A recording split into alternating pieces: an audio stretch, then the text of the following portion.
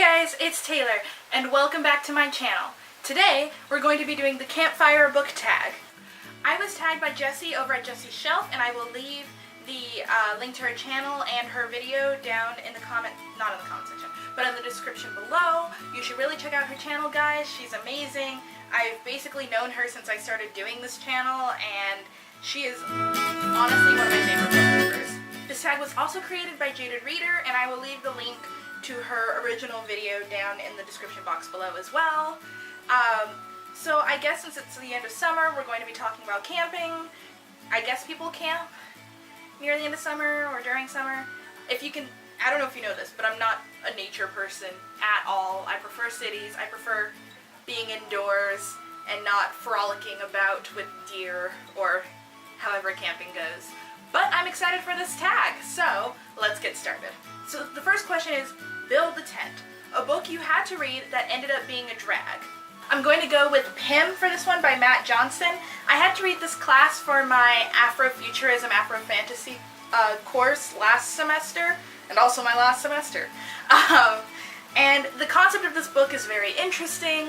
It's about this professor of literature. He's black, and he just basically got fired or quit from his position as a professor at his university, but then he finds out that the only novel Edgar Allan Poe ever wrote, the narrative Arthur Gordon Pym of Nantucket, might be true. In Edgar Allan Poe's only novel, the narrative of Arthur Gordon Pym of Nantucket, a group of explorers find an all-black island. So the main character, Chris Janes, collects his friends and an all-black crew, and they head off to find this black utopian paradise, and then hijinks ensue. This book is very interesting, and I like the concept of it, but the part when they're in the Arctic, it really does drag to the point where I'm like, I get it. There's snow, and there's weird science fiction nonsense going on, but it is an interesting read, and I think the cover is cool, and I like the idea of an all-black expeditionary force trying to find an all-black paradise, and instead finding not that. But yeah, it really did drag in some points. The next question is, Build a Fire, a book you were proud of finishing. I'm going with Crime and Punishment by Fyodor Dostoevsky. I love this book. It's really good. It's really long. But once I was able to finish it, I could say that I had completed, understood, and enjoyed a Russian novel. Something not a lot of people can do, either because they're too depressing or too long. And this book is long, but it's really good, and I do recommend it for anyone who hasn't read it yet. Question 3. Roasted Marshmallow, a mushy, sweet book you couldn't help but devour. Was there any question as to what I would choose? But I'm going to cheat and say the To All the Boys I've Loved Before trilogy. These books are so mushy, so sweet, so cute, and so good. Question number 4, Gone Fishing. Oh, I actually do like fishing. There's something. A book that had you hooked by the first chapter. I'm going with The Diviners by Libba Bray. This book just hooked me from the first chapter. I usually, when I was in school, I didn't really read books for fun during school because I didn't want to be distracted, because as an English major you're already reading so many other books, but I made an exception for this one. And this book has everything I would want in a story. It has ghosts, it has cool characters, it has diversity, it has flappers. This series is amazing, and literally the first chapter will have you hooked because I could not put it down. I didn't get anything done for a week because I had to read it. Number 5, Skipping Rocks, a book or series you DNF'd. For this one, I don't have the book with me because I actually gave it away, but I'm going to go with the Fallen Kingdoms by Morgan Rhodes series.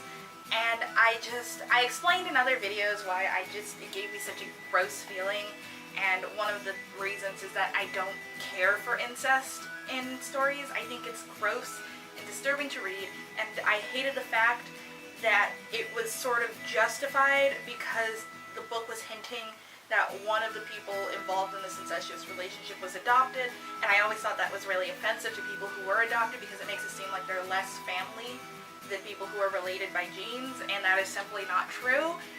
And also, it's just really gross. It doesn't matter. If your family lines intertwine, don't do it. So yeah, I had to give away that book, and as of right now, I just don't want anything to do with the series. It just really grossed me out. Campfire Songs. A book so good you are always found singing its praise. I feel like I sing a lot of books' praises. I feel like I've gotten into this rut where I just keep recommending the same books on this channel. But I'm going with Babel 17 by Samuel Delany. If you don't know, Samuel Delany is one of the most prolific black science fiction authors out there. Not only that, he was a black science fiction author who was also gay, and he wrote in the 1960s, and he wrote about people of color and LGBT people in the 1960s. This book, Babel 17, has a female protagonist who is East Asian, bisexual, and polyamorous. This book was written in the 1960s and published in the 1960s. It's really good too. If you like Star Trek, you'll like this. It's good, it's fun. Also, if you've seen Arrival, it's very similar to Arrival, except this book came first. It's basically about this linguist and poet named Ryder Wong, who is called to try and interpret the language of this invasive alien species. And as she starts to learn their language, she starts to think like them. And it's really good, really interesting, and I think the world he creates is both confusing in a great way and just unique and new, and I love it, and you should definitely read it. Number 7, The Night Sky, a book that made you think deeply about an aspect in the world. I'm gonna go with Kindred by Octavia Butler. I seem to be recommending a lot of Afrofuturism books, which I am not planning on doing until February. Spoiler alert for my channel. If you don't know what this book is about, it's about a black woman who is suddenly whisked back in time to the antebellum South during the time of slavery, basically.